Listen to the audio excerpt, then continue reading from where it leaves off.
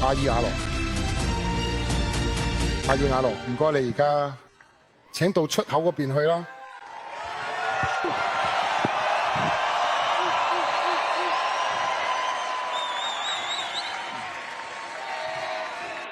呢位被譽為球王嘅阿根廷巨星里奧梅西喺錄音場上面創造咗無數嘅奇蹟。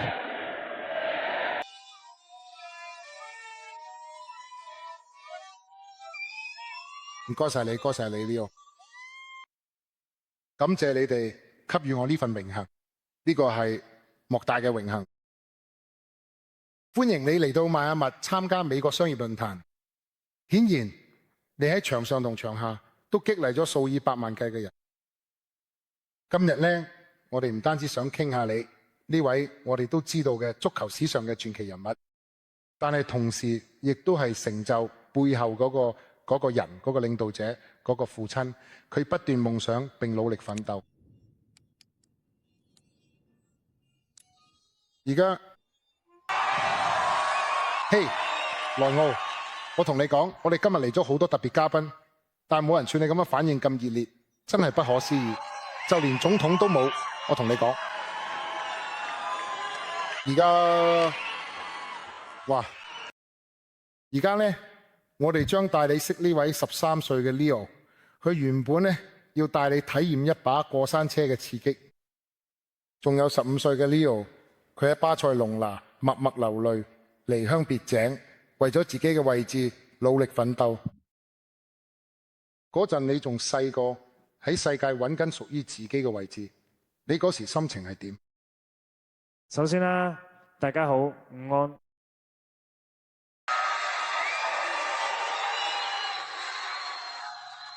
多謝大家嘅熱情咁歡迎我，多謝你哋嘅關心。其實講真，我有2次經歷過，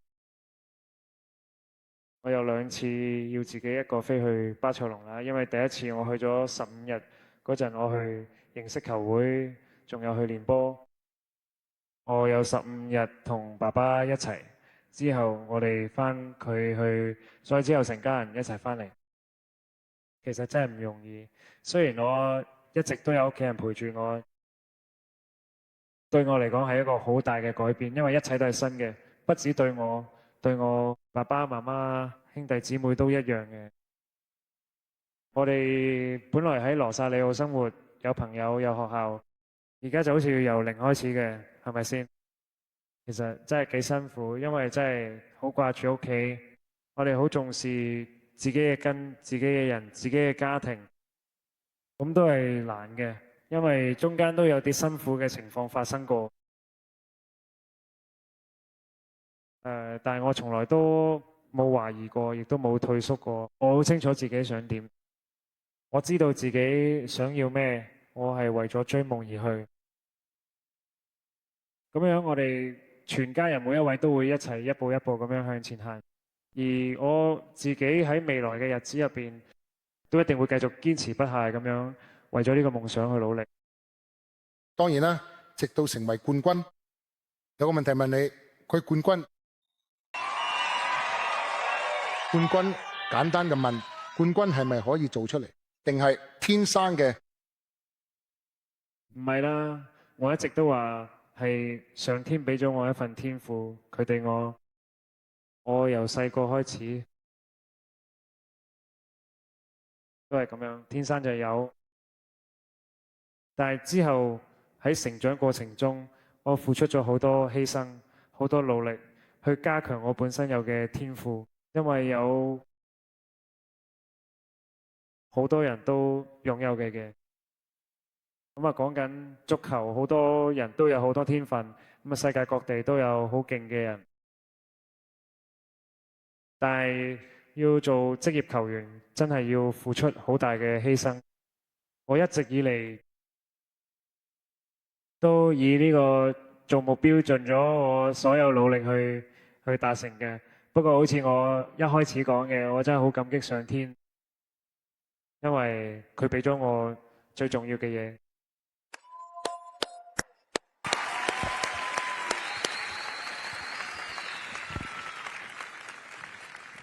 當然啦，你都要喺唔同球會之間轉換。有一次冇巴黎，之後又去咗邁阿密，你點樣去重新定位自己喺唔同球會之間轉換？其實講真，第一次離開巴塞隆拿，佢講啦，去巴黎嗰陣真係幾辛苦，因為我哋成世人都喺巴塞隆拿生活，我哋一家人咁細路都覺得好好，咩都有，大家都喺嗰度成長。你睇下，我13歲就去咗嗰度，成個人生都喺嗰度過。我老婆第一次睇到呢個城市都係20、21歲嘅時候，咁其實改變從來都唔容易，要適應都唔簡單。但係講真咧，我哋一家人都幾快適應咗呢個城市㗎。咁細路都係，咁細路每日都過得幾好，同我老婆一樣。正如我之前講過，無論踢波定生活上，其實我覺得唔開心，都唔覺得有咩樂趣，因為好多原因呢，主要都係因為一切對我嚟講都好新，好唔同我以前習慣咗嘅。不過撇除呢啲，我哋都帶住好多正面嘅回憶離開，一家人一齊經歷過，呢啲都幫到我哋繼續成長，對人生都好有幫助。之後你就攞咗邁阿密，當然啦，你攞咗呢度。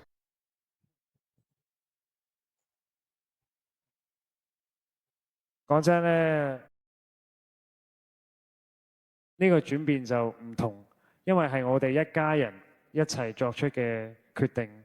我哋決定繼續我哋事業喺邁阿密，繼續我哋職業生涯。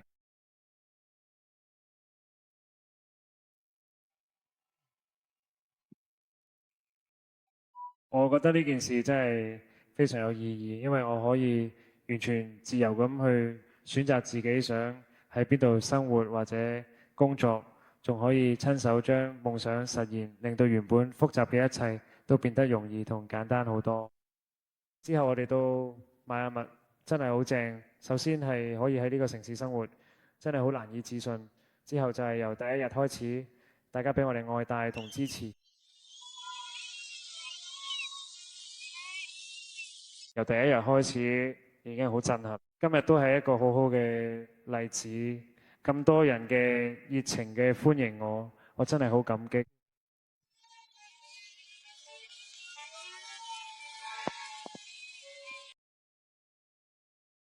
好啦，而家我哋講下阿根廷。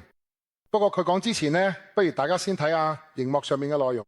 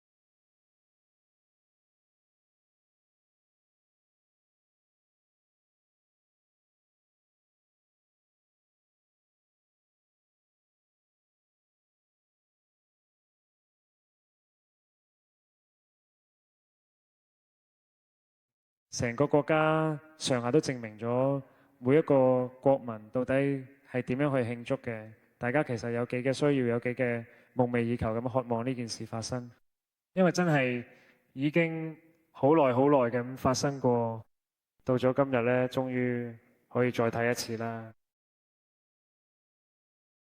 對我嚟講真係好特別。首先因為對一個球員嚟講咧，贏到世界盃咧，應該係最高榮譽。就好似每個人喺自己工作、自己專業入邊都想攀到最高峰一樣。世界盃之後咧，已經冇咗可以再要求。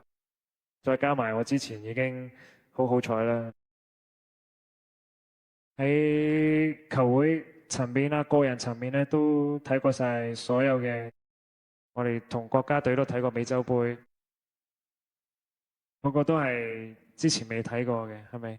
咁所以睇到嗰個獎盃，就好似為我成個職業生涯畫上完美句號咁。同埋而且，我哋都知道，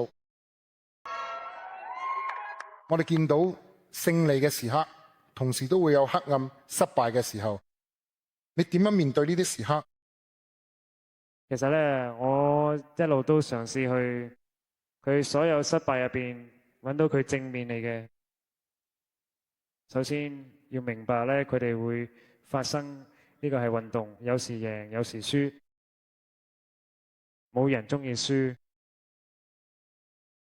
但係運動就係咁，喺邊度都會發生。之後咧就係一如以往，靠住我屋企人，我身邊嘅人。最差嘅時候就係你真係會見到佢真心錫你啲人會陪住你身邊。我成個職業生涯都係喺身邊圍住我屋企人同埋親近嘅人。我覺得佢失敗嘅時候，呢啲人係最重要嘅。好多人都夢想做世界冠軍，但係天上邊嗰個位其實只係留俾好少人，真係得好少人可以做到。你親身經歷過嗰種感覺係點？老實講，其實就好似我頭先所講嘅一樣，真係好難用言語去準確地形容自己當時嗰種複雜嘅感受。嗰種感覺對我嚟講，咁當然要講清楚，唔係佢哋比較，因為根本唔同。但係佢哋，當我哋職業層面真係贏咗世界盃，雖然我唔係話要佢哋比較，但係講真，我心入邊覺得，我有同一種感覺啊，就好似我哋仔女出世嗰陣嗰種感覺嚟嘅。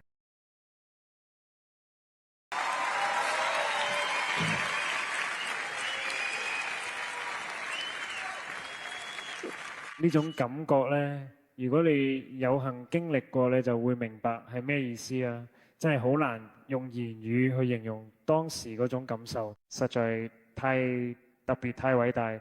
之後發生嘅所有嘢都好似佢咁重要嘅，我就係有啲呢種感覺。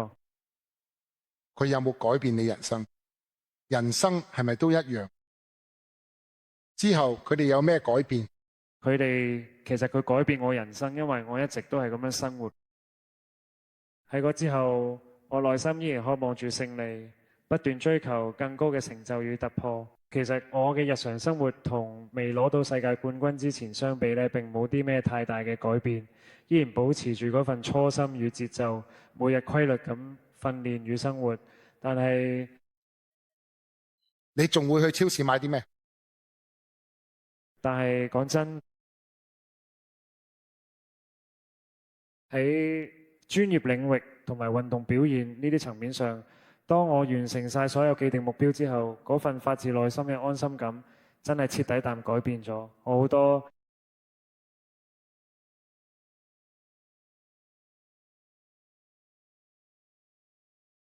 近排我哋見到啲梅西已經唔止係球場上嘅梅西，幾乎已經好似一個企業家咁，有好多唔同嘅項目，好似 Mass Plus by Mercy， 你哋酒店 Mim， 最近你又成為咗 Club de la Milanesa 餐廳連鎖嘅股東。當然啦，喺邁阿密呢度都有一間除咗足球之外呢，你仲對邊啲領域有興趣？其實講真冇嘅，我運動員生涯好長啊，依家都仲繼續緊啊，一直以嚟身邊都有啲人，身邊一直都有啲信得過嘅人，佢哋會幫我處理晒呢啲嘅。但係講真，最近呢段時間呢，我開始對所有做緊嘅嘢，可以做嘅嘢都更加有興趣。其實足球都有一日會完結，真係可惜。真係可惜，真係可惜。唔係啊，真係唔係。咁就喺某啲特定嘅情況下，時候都會完結嘅。其實我都一直好中意開始睇下自己到底可以做啲咩，或者可以點樣去開始。不過講到做生意呢件事呢，其實我真係都幾有興趣，不嬲都幾中意，好想去學多啲嘢，繼續去鑽研，學多啲。因為老實講，我而家真係咩都唔識，都係啱啱先至開始嘅一陣間啫。好似點啊？好似做生意人咁，你會覺得自己可以打波打到永遠，但係咩話？好似可以打波打到永遠咁。唔係啦，不過就係我頭先同你講嗰啲，係咪我一直都係100%投入嘅自己嘅職業同埋屋企人？呢啲就係我一直做緊嘢嘅，係咪？但係我都知道呢，之後會有新嘅新世界等緊我啦，所以我慢慢我都開始慢慢投入落去。